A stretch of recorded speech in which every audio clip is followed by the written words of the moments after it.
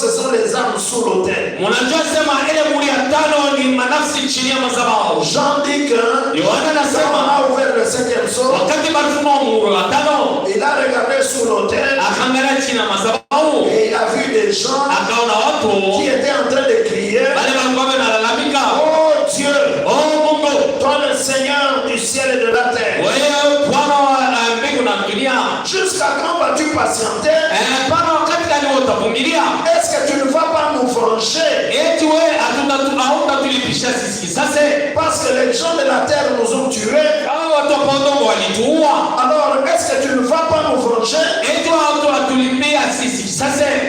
Frère dit que ces gens-là qui crient vengeance, ça ne peut pas être des chrétiens. Amen. Amen. Le chrétien ne crie jamais vengeance.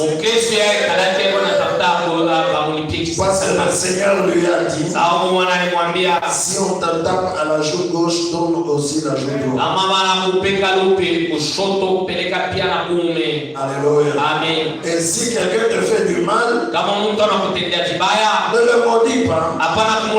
Bénis-le et laisse Dieu agir. Parce que Dieu lui-même agit. Il a dit, à moi la vengeance, à moi la rétribution. Alors frère Madame dit que ces gens-là qui demandaient à Dieu la vengeance contre les habitants de la terre, ce sont les Juifs que Hitler et Mussolini ont tués pendant la Seconde Guerre mondiale. Et tous les Juifs que les Arabes continuent à tuer là,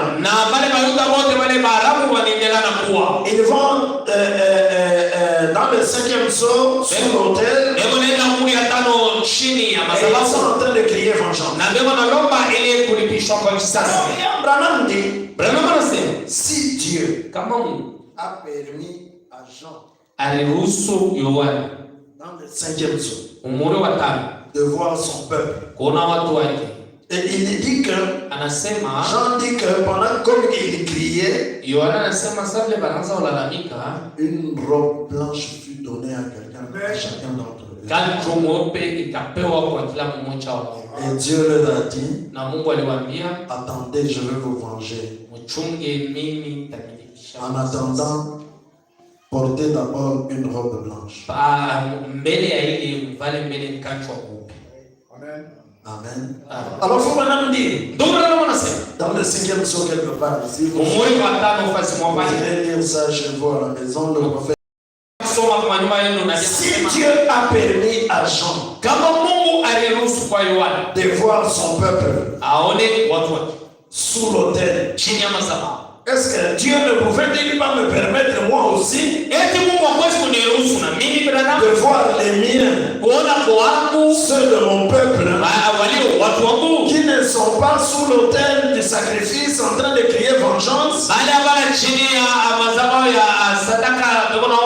mais ils sont dans la 6e dimension en train d'attendre la venue du Seigneur. Le prophète dit, c'est cela qui est arrivé le jour où Dieu lui a dit le matin, aimerais-tu voir au-delà du rideau?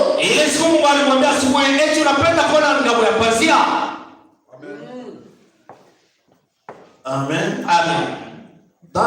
Frère Branham raconte cela dans le 5e sceau vers la fin là.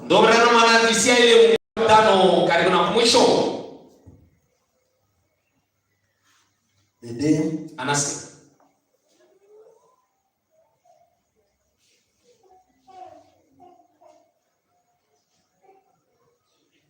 si vous commencez à 353,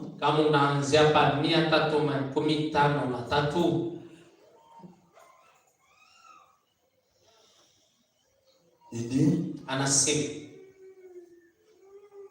et tout à coup il s'est passé quelque chose. Maintenant, vous connaissez et vous êtes tous au courant des visions. Et si ceci c'était une vision, je n'en ai jamais